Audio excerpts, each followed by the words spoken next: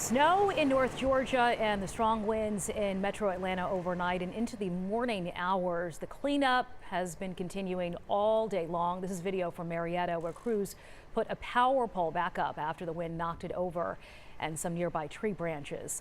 The scene eerily similar to the New Year's Eve storms that blew through many neighborhoods. When a tornado struck Covington, one woman was sitting in a fast food drive-thru trapped as a tornado came barreling down on her car. Our Tracy McPierce spoke with her about what she says was her greatest nightmare. Alicia Jacques says she drove her brother to this Chick-fil-A in Covington at around 5:30 on Friday because they were closing early for New Year's Eve. She says there were about 40 other cars all around her, trapping her in this drive-thru when she saw the tornado coming straight for them. We were both screaming as the car was flipping, and I'm looking up at the windshield, and it just keeps going and going. 3 days after a tornado tore through Covington, Georgia, Alicia Jacques says it still hasn't set in that the Ford Escape she was driving in was destroyed by that tornado, with her and her brother inside. They just placed their order at the Chick-fil-A drive-thru when they saw the funnel cloud moving their way. I didn't want to leave the car and get out and run.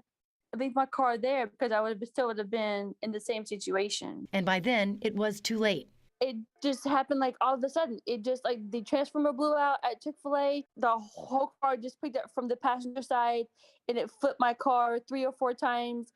And from the third lane of Chick-fil-A to the front door is where the car landed. And when her car landed, it crashed driver's side down with her brother's side of the car up in the air. And the only thing I could think of was to pull my brother closer to me. That's the only thing I could think of, and was to scream for him and try to grab for him. I don't know what I grabbed, but I just kept trying to pull him toward me. Thankfully, they were both strapped in. The airbags deployed, the windshield is busted. The Chick-fil-A manager came and pulled him out. And then the only thing he could think of was to keep trying to pull me out. And everybody was telling me and him to get away from the car because it was smoking. Jacques says her car is totaled, and besides cuts and bruises, they will both be okay. But she will never forget the fear she felt when it happened. It's something that I never want to do again or never wish on anybody. It's literally terrifying.